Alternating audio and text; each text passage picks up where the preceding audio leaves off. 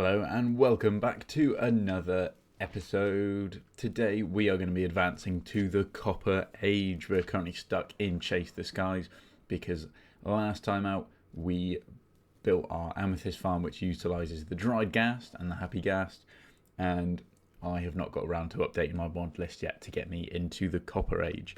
And we really want to get into the... pressed all the wrong buttons there. We really want to get into the Copper Age because we want shelves. That's the main thing. I want shelves both for this and the Spider-Man world as well. So that's my main reason. I don't really care about any of the copper stuff. I mean, it's cool, but it's shelves. So we got a few things before I have to go through the incredibly painful task of updating my mod list, and that, of course, is to do with the spawn chunks. So for those of you that aren't aware, the spawn chunks, they are, let us show you renders. How do I render the spawn chunks again? So the spawn chunks have been in the game for absolutely years now, and what they do is that they load all of the area around, and so this is kind of the rough size of what they used to be. So they're an area around spawn that is always loaded, which was used for when multiplayers would join worlds and new worlds are created. But now they cause a lot of issues for memory and stuff. So because they're trying to improve the memory, they have removed the spawn chunks. They did decrease them down to just 3x3, which is around our iron farm here, but I boosted it to what I need for. Okay, so you can see that they're much bigger. These green ones are the spawn chunks where everything's ticking over, and then just redstone works in these chunks here. Okay, these ones between the green and the red.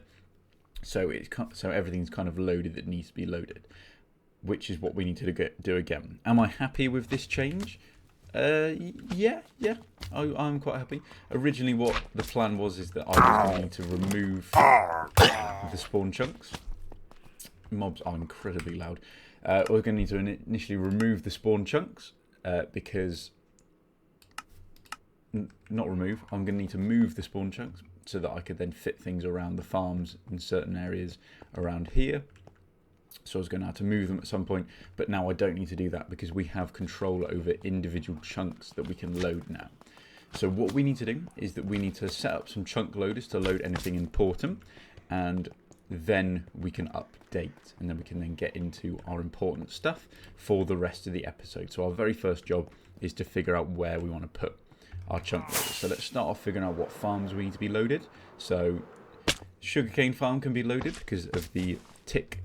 The changes to tick, random tick generation. So I don't need to be in the area for these to generate random ticks and grow now. So let's just have a look here, and it looks like our sugarcane farm fits in a 3x3, which is perfect, which means we just need to put a chunk loader in this middle spot here. So to mark out where we need our chunk loaders, I'm just going to pop some soul sand. Bro is on a generational yap sesh right now. He goes on for another 6 odd minutes just telling you that the farms that need to be loaded need to be loaded. Idiot. So roll the time lapse of building the chunk loaders.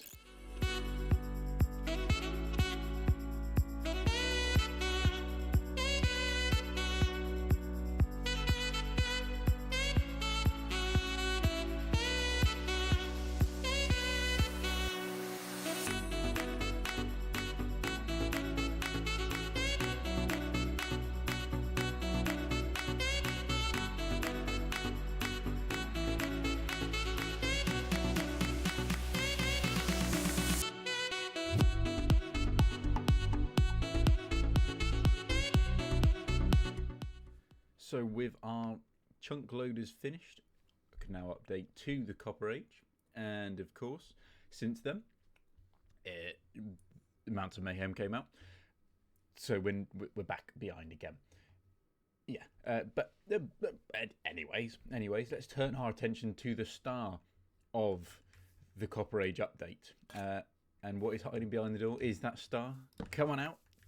We can see. Yeah, come on over, Copper Golem. Just pop the star of the show in the chest. Yeah, there we go. There we go. So we got the star of the show in here, which is of course our shelf, and we can then lock the. Okay. Yeah. Let's just pretend we did not do that to our copper golem. But of course, our shelf has two functionalities. It, of course, is going to allow us to swap out these items here in our hotbar and also just kind of top up things. So this is going to be a utility thing, which we're going to use with our utility section over here.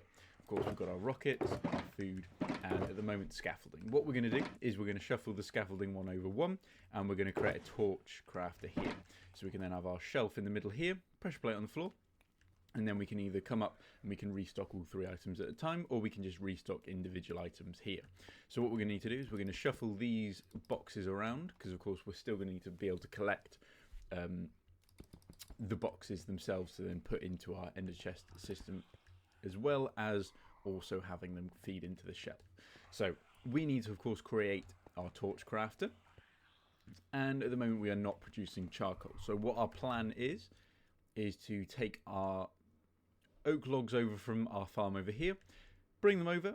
We're then going to take some fuel coming from our wood farm, and then we're going to smelt it down into charcoal, just like we are doing with our stone farm here. So we're smelting the cobblestone using the wood from our bamboo farm. And of course, as always, I have to actually fix it, because I've done the old log out while the flying machine's going once again. So that there is our plan for this, and it's going to take a little bit of logic here coming in, mainly extending off of kind of the smelter, reproducing this smelter, probably put it over here maybe, I'm not sure, but we've got to figure out how to get our fuel over as well, because this side here has our bamboo side as well.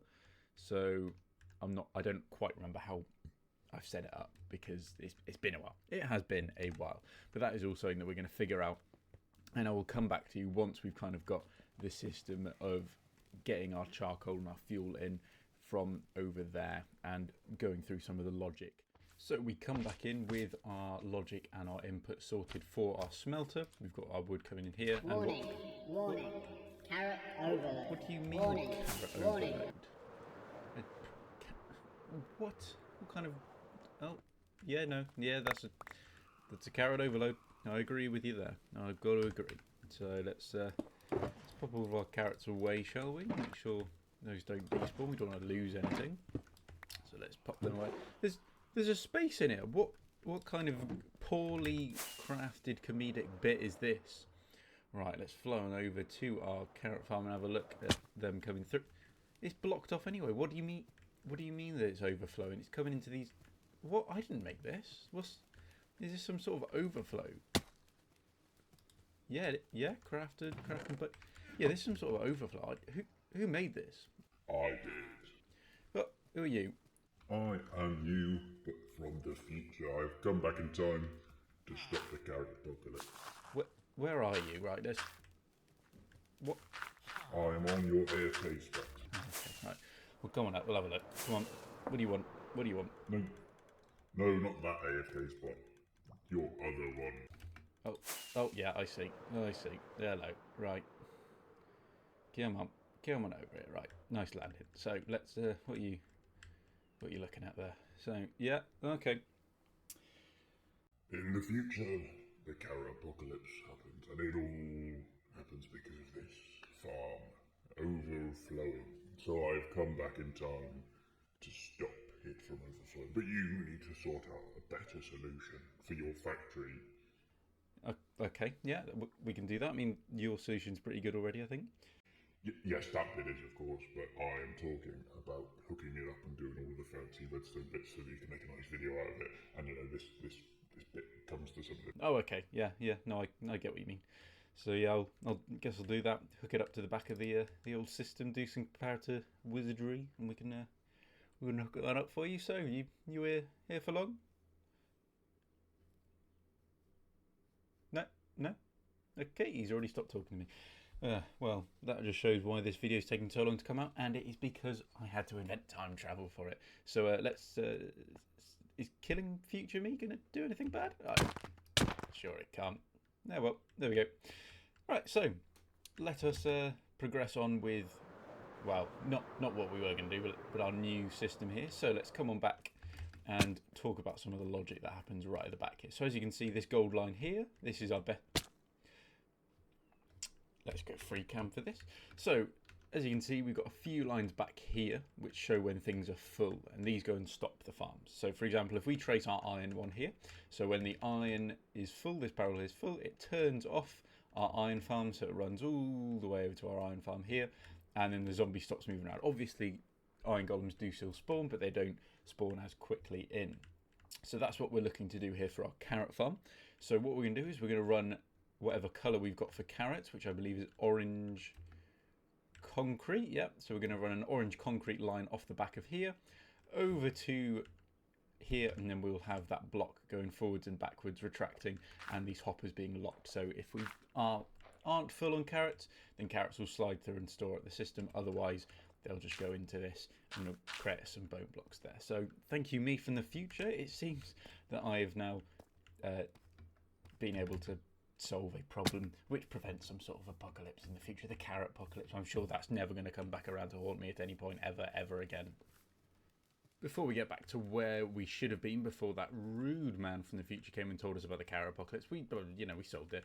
We've solved it. So let's have a look at the redstone here. This is kind of a full factory mini tour today, it seems, as we are going over an overflow system. So let's just remove that just to make things a little bit easier for us. So this little system here is, when it's full up, it then it activates.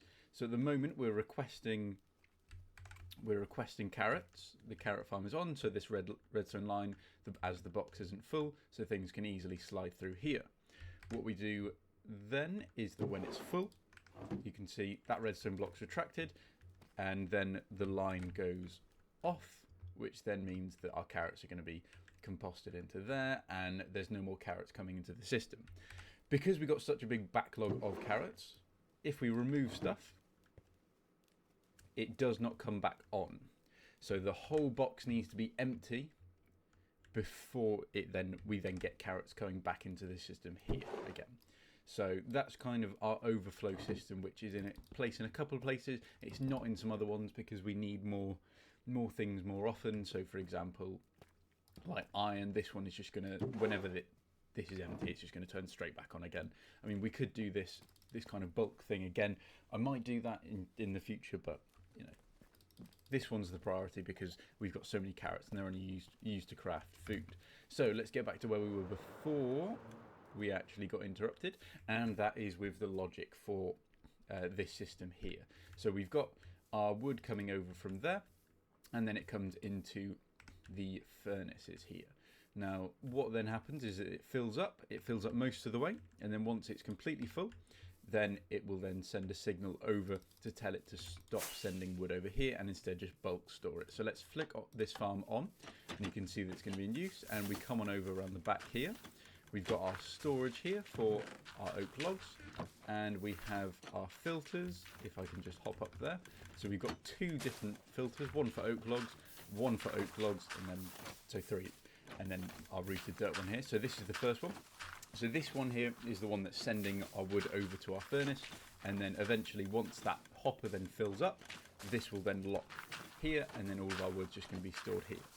So that's the first part of the logic for our system here. So there we go, we can see that redstone line just turned on, and we're going to see some wood start to funnel into here now, which it wasn't doing before. So that is all working there. So that's our input for our smelting resource. Now we need to do our fuel. So we need our fuel here, and we just come over to our farm, and all we need to do for this is take our wood from this upper line here, and it's just going to go over the top of these hoppers before it then makes its way around into the system. So any wood coming from either side goes into there, and I figured out that was fine because only the wood is going that way, the regular bamboo is going this way here. So we're all good on that front, so that only wooden planks are going to make it into our fuel here. Next up, we just need to attach the line to then actually turn on our farm when we need the fuel, because at the moment the fuel, it's not getting any fuel. So we're going to take this line here of black wool, and at the moment it is requesting stuff. So if this line is on, then it's going to get the charcoal through here because the hoppers aren't locked. But then if it's off, then it's going to lock off the hoppers. These are going to stop smelting, and it's going to stop pushing fuel into there as well, which means that all of our wood's just going to keep on going through. So let's have a look at how we did this before. So we've got this line of stone here, and we're going to trace it all the way back over here so that we can have a look at how we've done this logic system. So the stone, if stone is needed, then this will be off. So this torch will be on, which will then power this line here, which will unpower those sides. So we've got a nice AND gate here in the middle, and then that will then mean that the farm needs to be on because we need stone. I'm going to change that up. I'm going to take our readings off of the fuel. So if we are out of fuel over here, if that's not full, that's when it's going to be on, not taking directly from the stone line. Because if it's taken directly from the stone line, then we're going to get an overflow of wood, which we already have. So we've got far too much wood than what we need it for. So if we only turn on the farm when we actually need the fuel, we're going to get less overflow going to the system. Okay, so that's what we're going to do. Oh, I am so annoyed. I am furious. If we have a look over it, you can see, oh, there's cobblestone in there. All of the farms, our flying machine, all of these ones, all the ones that we were working on, broken. They're broken. They're broken. I'd step away 5 minutes, go and have some toast. Nice bit of toast. Toast, butter on it, lovely. Come back, game's crashed, boom, broken, boom, broken, boom, broken. Look at it. It was so close to, look at this. Look at how close it was to being fine. Look, it was right back. It was right back here. Oh, I'm so mad. So that's what I've got to do next.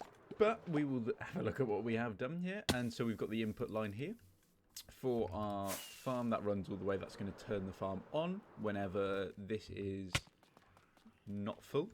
So we've come in, we've swapped out the sculpt one just because there was stuff in these ones and I couldn't be bothered to deal with them. So the charcoal one has gone in here. We've now got our line, which then goes out the back here, follows it around, goes over to the smelter, can disable or enable the smelter, and it comes all the way over to the farm as well to activate it or disable it. And we've left it as well so that we can manually override it if we do want to just farm up stuff anyway. So that is what we have done, and what we need to do is fix things, fix the things that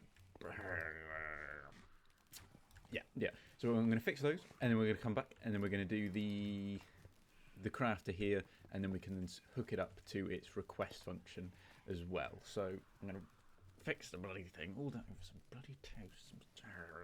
So with those farms now fixed, we can now turn off the factory in peace to work on our crafting system here. So what our plan is we're just going to recreate this one and then shuffle over all of our scaffolding bits and bobs over into here. So we're going to start off by taking this box here. That's going to be our torches. So we're going to need to place it up against here for our scaffolding to trickle down into, and then we can come through and then put our torches in there. We're going to then put our hoppers in there because it's obviously going to feed down, and we're going to fall into the system here. Ooh. I have actually connected up the line from the lines to request the items down here, so we'll just have a quick look at those before we make any further. So the black wool is the torches or the charcoal, so it goes down under here. At the moment it thinks that it's full because it's full of scaffolding, not actually torches, so it's not going to be requesting anything. Goes through, joins up with the stick line through this target block and torch, and then goes straight over here. If this piston's extended, then the observer reads it, this light goes off, and then it locks the hopper or the dropper, and we don't get the items. But of course that's not quite how it is yet. So I've just done those bits because they were quite awkward to do. So if we come on back over and hop down to here, we're going to carry on with our hoppers. And now this little circuit here is what detects when it's full and tells it to stop crafting. So we're going to build that one there up, torch, and then this little torch tower here takes it up to then stop it from crafting. We're going to pop in a little bit more storage here, our chest in here, so that our crafter then fills up the whole thing. Okay, this is really awkward building in this section here. So we're going to drop back down again, and then we're going to do, so this circuit here is this observer here is the reset. So basically all crafting is locked whenever this is full.